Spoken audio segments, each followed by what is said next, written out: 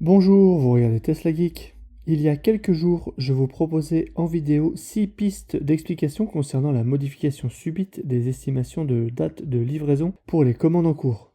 Un recul de 5 mois de beaucoup de livraisons qui a inquiété nombre d'entre vous. Vous avez été nombreux à contacter Tesla pour leur poser la question. Il y a principalement deux réponses données. Bug lié à un changement d'outil informatique et retard dans la production. Grâce à vos retours, j'y vois plus clair. Assez pour vous donner ma compréhension de la situation. Alors, bug ou problème de production? On voit ça après le jingle.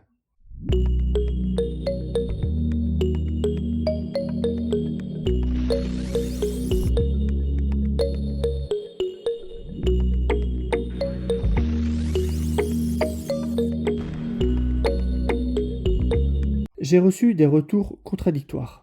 Certains Tesla Advisors parlent de bugs informatiques, quand d'autres réfutent complètement cette explication et avancent des soucis de production ou de transport liés au Covid.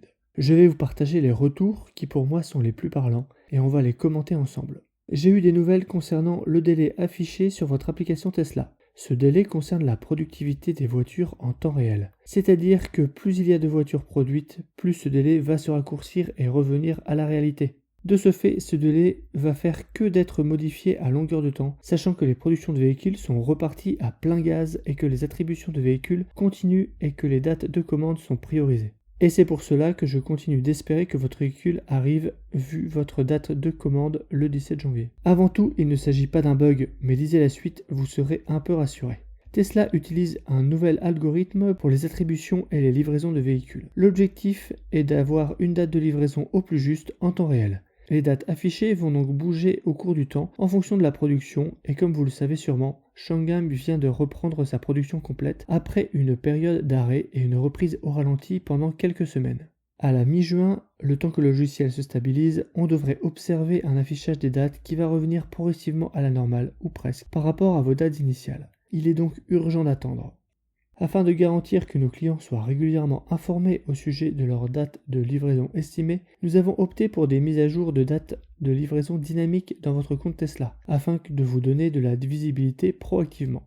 La date de livraison estimée sera calculée sur base de notre dernière estimation. Cela signifie que la date peut fluctuer à la hausse ou à la baisse car les délais de livraison peuvent être affectés par de nombreux facteurs. Comme nous naviguons à travers des défis de la chaîne d'approvisionnement mondiale, la livraison de votre véhicule peut prendre plus de temps que prévu. Nous continuons à travailler aussi rapidement que possible pour livrer votre voiture. La date de votre commande sera prise en compte pour prioriser votre livraison.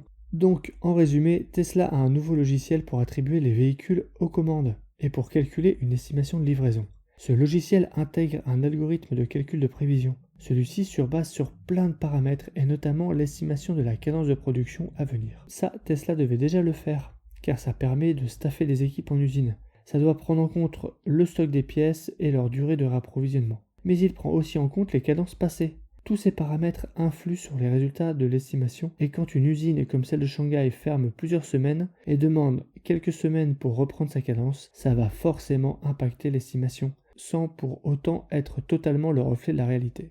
C'est pourquoi de nombreux TA se veulent rassurants et expliquent que cette estimation va se raccourcir avec le temps, pour revenir à la normale. Je nuancerai car Shanghai a quand même été fermé plusieurs semaines et les 40 ou 60 000 véhicules qui auraient dû être produits à ce moment-là, je n'ai plus le chiffre exact, vont forcément causer du retard à un moment ou à un autre.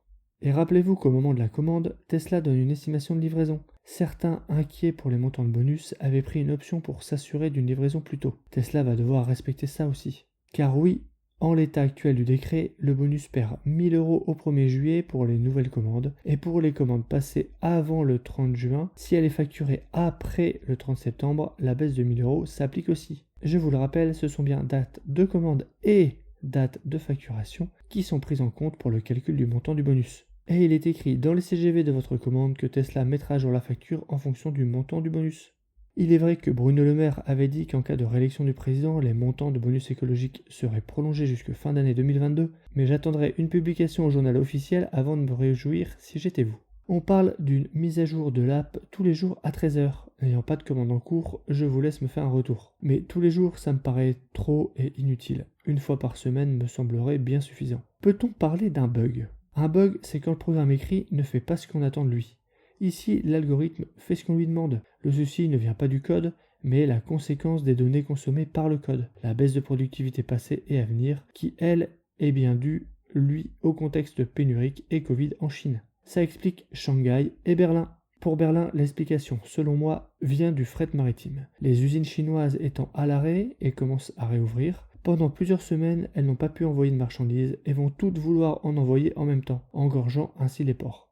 Berlin doit manquer de pièces et aura encore des difficultés à en obtenir le temps que le fret retrouve son rythme normal. En conclusion, le calcul de ces dates de livraison serait pollué par la baisse de productivité et le souci d'approvisionnement lié au Covid en Chine et devrait s'affiner au fur et à mesure que les cadences reprennent.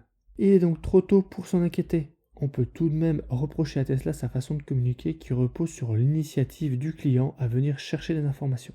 J'espère que cette vidéo vous sera utile. Dites-moi ça en commentaire et si c'est le cas, likez cette vidéo pour que YouTube le sache et la mette en avant. Un petit coup d'œil à teslageek.fr pour des bons plans et à bientôt pour une prochaine vidéo.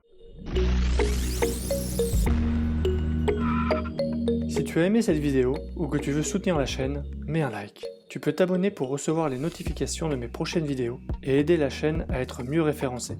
N'hésite pas à donner ton avis en commentaire. À bientôt!